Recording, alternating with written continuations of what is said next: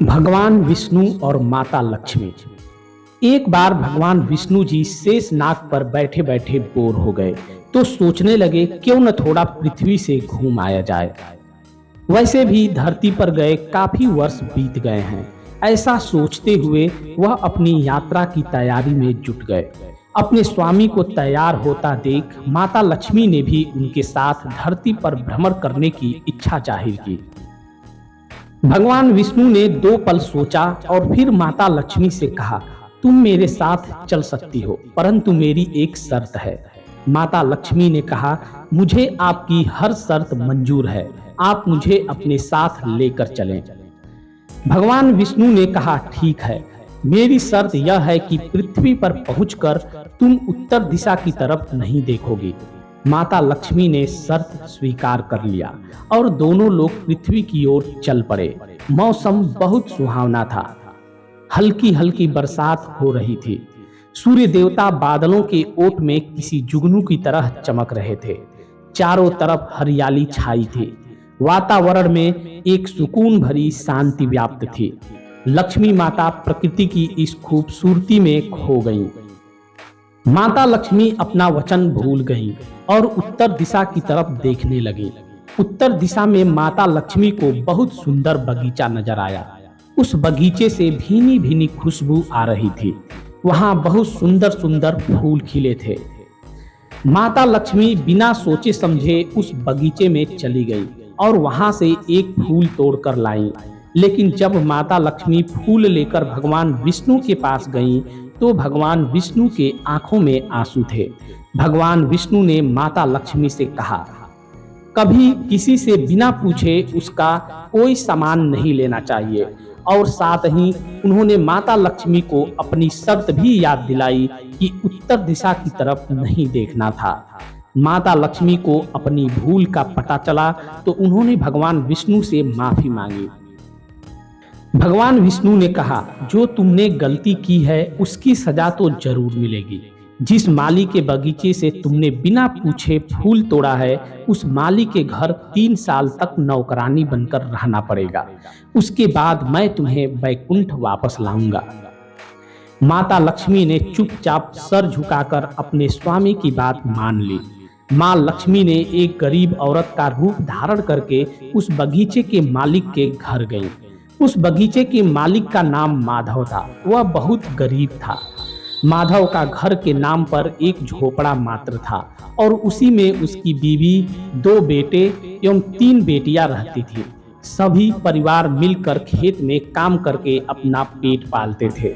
माँ लक्ष्मी जब एक गरीब औरत बनकर माधव के घर गईं, तो माधव ने पूछा, बहन तुम कौन हो और यहाँ कैसे आना हुआ? माता लक्ष्मी ने कहा, मैं एक गरीब औरत हूँ, मेरी देखभाल करने वाला कोई नहीं है। मैंने कई दिनों से खाना नहीं खाया है। मुझे कोई भी काम दे दो, मैं हर काम करूंगी। घर में झाड़ू लगाऊंगी, बर्तन धो दिया करूंगी। बदले में बस मुझे 2 वक्त की रोटी और घर के एक कोने में आसरा चाहिए। माधव बहुत ही अच्छे दिल का व्यक्ति था। उसने कहा, बहन मैं तो बहुत ही गरीब हूँ। मेरी कमाई से मेरे घर का खर्चा बहुत ही मुश्किल से चलता है। लेकिन मेरी 3 की जगह 4 बेटियां होती तो भी भगवान मेरा गुजारा चला ही देते। अगर तुम मेरी बेटी बनकर रहना चाहती हो तो रह सकती हो। जो हम 2 रोटी रूखा सूखा खाते हैं, उसी में से तुम भी अपना पेट भर लेना। अगर तुम ऐसे परिवेश में खुश रह सकती हो तो हमारे घर के अंदर आ जाओ, तुम्हारा स्वागत है। माता लक्ष्मी ने खुशी खुशी माधव के घर में प्रवेश किया।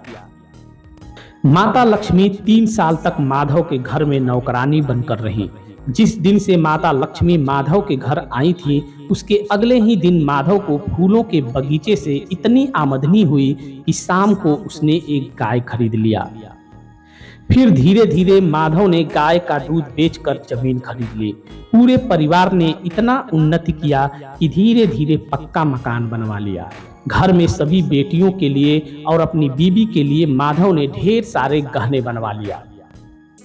माधव हमेशा सोचता था कि मुझे यह सब चीज इस स्त्री के मेरे घर में आने से ही मिला है, बेटी के रूप में यह स्त्री मेरे लिए सौभाग्य लेकर आई है। 3 साल बीत गए मगर माता लक्ष्मी अभी भी घर में तथा खेतों में काम करती थी।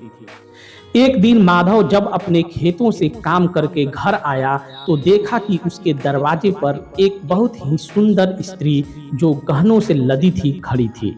जब माधव ने ध्यान से उस स्त्री को देखा तो वह पहचान गया कि यह तो वही स्त्री है जो उसकी चौथी बेटी बनकर उसके घर में रह रही थी।